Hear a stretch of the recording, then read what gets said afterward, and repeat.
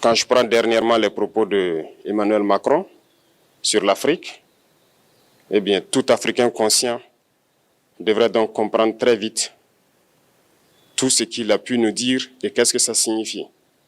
Le général Tiani a dit il n'y a pas longtemps du changement donc de tactique ou de stratégie des forces françaises en Afrique.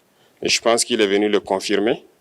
Il s'agit de dissoudre et de garder un dispositif socle. Et Emmanuel Macron l'a si bien dit qu'on ne peut que le remercier pour cette sincérité.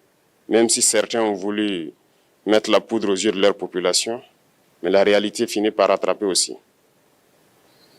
Ils ne partiront pas de certains pays. Ils ont juste dissous le dispositif.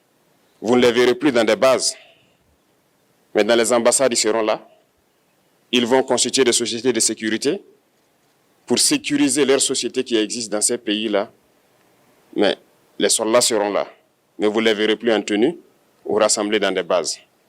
C'est tout ce que ça veut dire. Ils vont se réorganiser, mais seront là. Il a parlé de politesse vis-à-vis de certains chefs d'État en leur donnant la primauté d'annoncer donc la rupture ou le départ des forces françaises. Ça nous importe peu, on peut dire. Mais tout ce que nous savons, c'est que si vous voulez une rupture avec ces forces impérialistes, c'est simple, on dénonce les accords.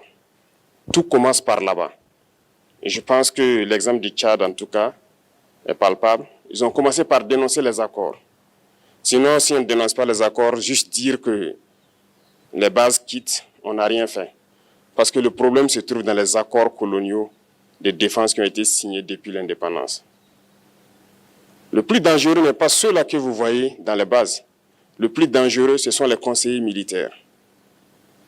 Les conseillers militaires existent dans tous ces pays. Ils ont existé au Burkina aussi jusqu'en fin 2022, jusqu'à ce que nous prenions nos responsabilités. Et qui sont ces conseillers militaires? C'est ceux-là qui sont censés mettre en pratique la politique de la France ici. Ils doivent travailler à rendre nos armées très faibles pour que la France puisse toujours avoir l'argument d'exister ici. Sous Blaise Compaoré, ils avaient réussi. Nos sentinelles prenaient donc la garde avec des bâtons. C'est ça que la France veut de nos armées. Lorsque nous arrivons à cette étape, nous n'avons pas le choix que de vouloir qu'ils viennent s'installer. Mais l'armée burkinabé a réussi à un moment donné à se débarrasser des conseillers militaires. Malheureusement, je pense qu'en 2019, après l'opération Otapouanou, où ces Français ont vu que l'armée burkinabé avait encore une capacité de réagir au terrorisme, ils ont appelé le chef d'état-major en France, ils l'ont instruit de reprendre les conseillers militaires dans toute la structure. Eh bien, il n'a pas accepté, mais au retour au pays, les politiques l'ont instruit d'accepter les conseillers militaires.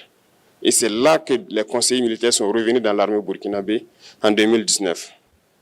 Avec toutes les conséquences qu'on connaît, l'armée était en train de disparaître dans les années 2020-2021. Et d'ailleurs, c'est le moment où beaucoup de militaires ont dû déserter parce qu'il n'y avait plus d'espoir. On était en train de s'effondrer. Voilà un peu comment ils travaillent. À l'état-major général des armées, dans tous les états-majors d'armée, dans les écoles, c'est eux qui sont censés nous dicter la politique de notre armée. C'est eux qui nous disent combien recruter, quand recruter et qu'est-ce qu'il faut en faire. Ils sont dans les écoles pour nous dire comment il faut les former et ainsi de suite. Tant que ces conseillers militaires sont là, vous n'êtes pas indépendant. Votre armée aura juste l'apparence d'une armée qui sera là en train de faire des parades, du cirque. Mais lorsque viendra la guerre, vous vous rendrez compte que la parade, c'est une chose, mais la guerre, c'est une autre chose. Il faut rompre les accords. C'est la seule façon d'avoir une armée indépendante et se construire, être fort. Mais beaucoup de gens ne le comprennent pas peut-être. Et même avec ces accords, la France choisit dans nos États des élèves officiers pour aller les former. C'est à travers ces mêmes accords. Mais en réalité, ces officiers qui partent se former pour la plupart, pour la France, ils viennent pour servir l'État français dans leur pays. Ils ne viennent pas pour servir nos pays. Ils les forment pour qu'ils viennent servir les intérêts de l'État français. J'en veux pour preuve. Lorsque nous nous sommes révoltés, beaucoup d'officiers au Burkina qui ont été formés en France ont été immédiatement contactés pour leur dire que c'est le moment de se mettre en action parce que vous avez été formés pour ça, pour servir les intérêts de la France. La plupart de ces officiers nous ont rendu compte, nous avons pris acte et nous continuons de suivre. Lorsque un officier formé en France arrive dans son pays et par malheur meurt soit par accident ou bien sur le champ de bataille, en France, il y a une nuit d'hommage aux morts dans l'armée, comme partout ailleurs. À la nuit d'hommage aux morts, on cite le nom de l'officier en question et on dit « mort pour la France ». Il ne le forme pas pour servir son pays, il le forme pour servir leur État. Et dans beaucoup d'États africains, il y en a plein de ces officiers. Combien sont patriotes, Dieu le sait. C'est une leçon que Emmanuel Macron a donnée encore aux chefs d'État africains, de se rattraper et de pouvoir vraiment mener cette lutte contre l'impérialisme. Mais en plus de ça, il a aussi insulté tous les Africains dans ses propos. Il y a une partie qui a retenu mon attention, là où il parlait d'ingratitude. Et que l'ingratitude est une maladie non transmissible aux humains. Lui, il est humain, notre ingratitude n'est pas transmissible à lui. Voilà comment ce monsieur voit l'Afrique, voit les Africains. Nous ne sommes pas des humains à ses yeux. Peut-être que c'est lui qui n'est pas humain, il ne se met pas dans la classe des humains. Mais s'il y a bien un ingrat, c'est bien lui. Je pense que s'il n'est pas athée et qu'il prie, à chaque matin qu'il se réveille et qu'il prie, il devrait aussi prier les Africains. Parce que c'est grâce à nos ancêtres qu'il existe aujourd'hui une France. Il devra nous prier. À ses yeux, nous ne devons pas être des humains, nous sommes plus que des humains. Ce sont des messages très forts qu'il passe. Moi, je pleure le peuple français.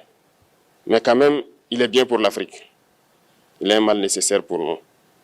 Ceux qui veulent se réveiller, se réveillent. Ceux qui ne veulent pas se réveiller, comme on le dit, on ne peut pas réveiller quelqu'un qui ne dort pas. Les Africains doivent se réveiller. Nous devons travailler à être indépendants, à faire au moins ce que nos peuples connaissent le bonheur. Et la lutte contre l'impérialisme, c'est ça. Il faut décoloniser les mentalités, prendre en compte toutes ces données-là, parce que le monde nous donne tellement d'exemples à voir. Pour eux, il n'y a pas de morale. Ils peuvent vous désigner aujourd'hui terroriste, mais demain, vous êtes un héros. Par leur simple bouche, ils décident de ce qu'ils font. Ils parlent de démocratie, mais ils se font eux-mêmes des coups d'État constitutionnels entre eux. Ils parlent des droits de l'homme, mais ils déciment des populations ailleurs. L'Africain doit se réveiller, l'Afrique doit se réveiller. Et le combat contre l'impérialisme est permanent. Et je vous invite à incorporer ce combat, à travailler en sorte que nous soyons réellement indépendants, que nous soyons autosuffisants et que nous puissions nous développer, connaître le bonheur, ce à quoi notre peuple aspire. Merci, je vous souhaite une très bonne journée, une très bonne semaine et une très bonne année.